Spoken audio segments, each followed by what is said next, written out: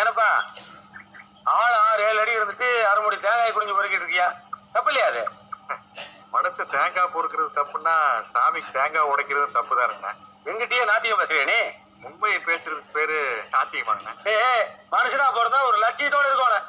அண்ணா குடிஞ்சு தேங்காய் பொறுக்கிறதுனால லட்சியம் இல்லைன்னு நினைச்சுக்காதீங்க. எனக்கு லட்சியம் இருக்குதுங்க. என்ன பின்னால தெரியுதுங்க அரமனை. அதுல வேலை செய்யறவங்க சொல்லு வேண்டாம் சேர்த்து விடுறேன். இல்லைங்க, அந்த அரமனை ஒரு நாள் எனக்கு சொந்தமாக்கி சொல்லுங்க.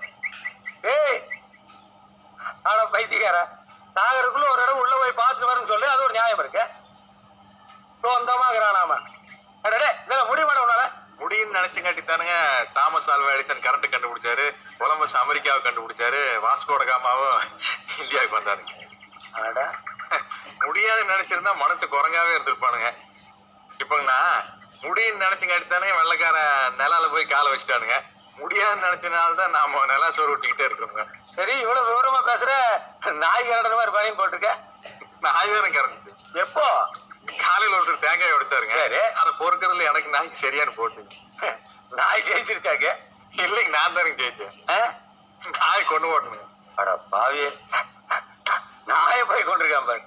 நாம முன்னுக்கு வரணும்னா அப்புறம் நாய் என்னங்க மனசு நின்னுங்க ஏறி விரிச்சு போயிட்டே இருக்க வேண்டியதான். ஒரு அரசியல்வாதி கிட்ட வேலைக்கு சேர்ற எல்லா தகுதியும் போட்டிருக்கு. ஆமா, இவ்வளவு விவரத்தையும் வச்சுட்டு நீ ஏன் தேங்காய் பறிக்கிட்டு இருக்க?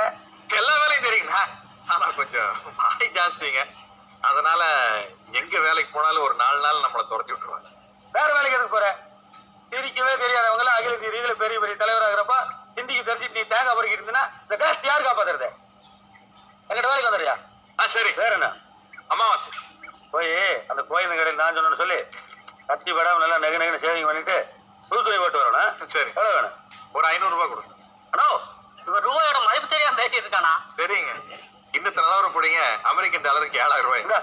இப்படி ஆட இந்த கருவத்துக்கு ஏழை வரப்ப வரணும். அப்புறம் என்னங்க திடுதிப்பு நம்மளை வேலைக்கு சேர்த்து? இப்ப கொஞ்ச நேரத்துக்கு முன்னாடி சொன்னீங்க